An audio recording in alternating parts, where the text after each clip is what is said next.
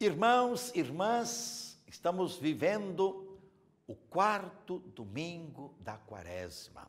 Já estamos nos aproximando da Semana Santa, do Tríduo Pascal, daquele acontecimento que é fundante na vida cristã, a morte e a ressurreição de Jesus.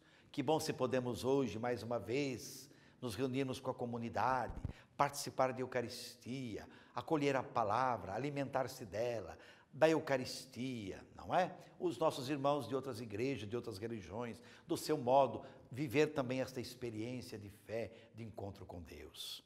Nós estamos mais uma vez com o evangelista Lucas, no capítulo 15, versículos 1 a 3 e 11 a 32. Naquele tempo, os publicanos e pecadores aproximaram-se de Jesus para o escutar. Os fariseus, porém, e os mestres da lei criticavam Jesus. Este homem acolhe os pecadores e faz refeição com eles. Então Jesus contou-lhes esta parábola. Um homem tinha 2 filhos. O filho mais novo disse ao pai: Pai, dá-me a parte da herança que me cabe. O pai dividiu os bens entre eles. Poucos dias depois, o filho mais novo juntou o que era seu e partiu para um lugar distante.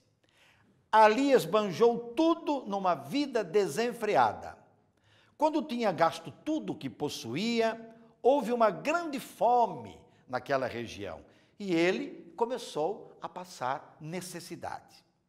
Então foi pedir trabalho a um homem do lugar que o mandou para seu campo, cuidar dos porcos. O rapaz queria matar a fome com a comida que os porcos comiam, mas nem isto lhe davam. Então caiu em si e disse: quantos empregados do meu pai têm pão com fartura, e eu aqui morrendo de fome? Vou-me embora, vou voltar para meu pai e dizer-lhe: Pai, pequei contra Deus e contra ti. Já não mereço ser chamado teu filho. Trata-me como um dos teus empregados. Então ele partiu e voltou para seu pai. Quando ainda estava longe, o pai o avistou e sentiu compaixão. Correu-lhe ao encontro, abraçou-o e cobriu-o de beijos. O filho então lhe disse: Pai, pequei contra Deus e contra ti. Já não mereço ser chamado teu filho. Mas o pai disse aos empregados: Trazei depressa a melhor túnica para vestir meu filho, e colocai um anel no seu dedo e sandálias nos pés. Trazei um novilho gordo e matai-o. Vamos fazer festa, porque este meu filho estava morto e tornou a viver. Estava perdido e foi encontrado. E começaram a festa. O filho mais velho estava no campo. Ao voltar, já perto de casa, ouviu música e barulho de dança. Então chamou um dos criados e perguntou: o que é que estava acontecendo? O criado respondeu: é teu irmão que voltou. Teu pai matou o novilho gordo, porque o recuperou com saúde. Mas ele ficou com raiva e não queria entrar. O pai, saindo, insistiu com ele. Ele, porém, respondeu ao pai: eu trabalho tantos anos, jamais desobedeci qualquer ordem tua. Tu nunca me deste um cabrito para eu festejar com meus amigos. Quando chegou este teu filho, que esbanjou teus bens com prostitutas, matas para ele o novilho cevado.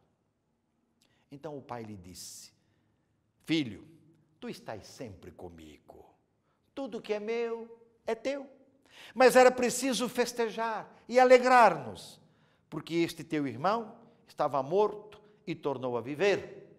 Estava perdido e foi encontrado. Palavra da salvação, glória a vós, Senhor.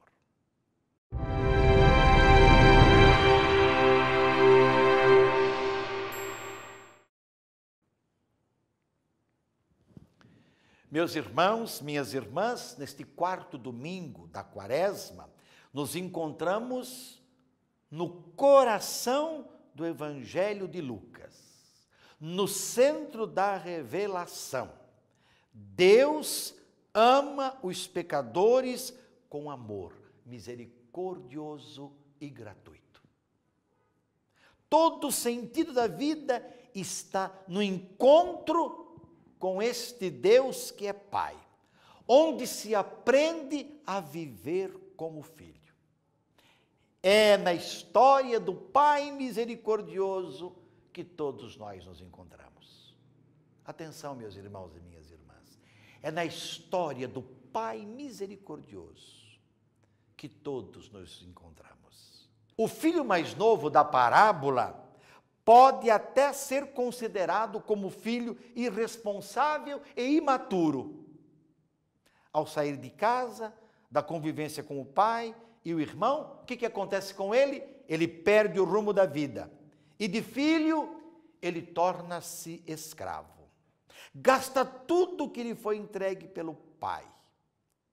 A herança que ele exigiu antes da morte do pai, o que não era e não é comum. Acaba tendo que comer a comida dos porcos. Mas nem isto lhe davam, diz o Evangelho. Quer dizer, ele acaba na humilhação e no abandono total. Esse é o filho mais novo. Quanto ao filho mais velho, também pode ser considerado irresponsável. Ele não reconhece mais o irmão e não quer reconciliar-se com ele. Um bom filho, sempre atento às ordens do pai, mas que nunca viveu, experimentou, saboreou a relação pai-filho. Pelo contrário, via no pai um patrão, um senhor. Eu trabalho para ti há tantos anos, jamais desobedeci qualquer ordem tua e nunca me deste um cabrito para eu festejar com os meus amigos, cobrando do pai. Quanto ao pai, que é o centro da parábola, não é o filho mais novo, não é o filho mais velho, mas o pai, centro da parábola, nunca perdeu de vista o filho que, voltando, não é tratado como empregado, como desejava ser, mas como filho. O anel que ele recebe do pai, sinalizando sua presença à família, sua pertença à família. Suas sandálias, sinal de liberdade, liberdade que ele havia perdido. Tudo isso para mostrar a sua dignidade. A sua dignidade que para o pai nunca foi perdida. Para o pai, o filho recuperado é uma verdadeira ressurreição. Por 2 vezes, o filho que estava como morto tomou consciência e disse: vou levantar-me e vou voltar para o meu pai. Ele que estava perdido, agora foi encontrado. Meus irmãos e minhas irmãs, qual é o grande apelo da Quaresma? Deixar-se encontrar pelo Pai. Por este Pai que é Deus, por este Pai que nos ama, conhece nossas irresponsabilidades, conhece nossa fragilidade. Mas se nós nos deixarmos encontrar por Ele, levantaremos, ressuscitaremos, retomaremos a alegria de viver.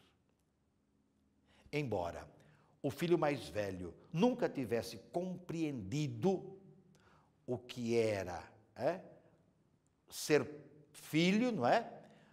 Ele nunca soube ter um relacionamento autêntico com o pai, não é? Ele acabou constituindo, permitindo acontecer uma verdadeira tragédia para aquela casa. O pai, porém, continuou assegurando o seu amor. O Evangelho não diz se o filho entrou para casa, se o filho acabou aceitando, o irmão. Isso fica para a nossa reflexão, para a nossa meditação. Meus irmãos, minhas irmãs, esta campanha da fraternidade, especialmente este quarto domingo da Quaresma, pedem que nós, os cristãos, saiamos, como já disse o Papa, da nossa alienação existencial. A força do Evangelho desperta para a grandeza e para a profundidade da vida em Cristo, que é mais do que tudo, mais do que qualquer pecado. Graças à escuta da palavra de Deus, somos levados a intuir a preciosidade da existência cristã e vivermos na liberdade e na verdade de sermos filhos e filhas amados por Deus, que não nos perde de vista nunca.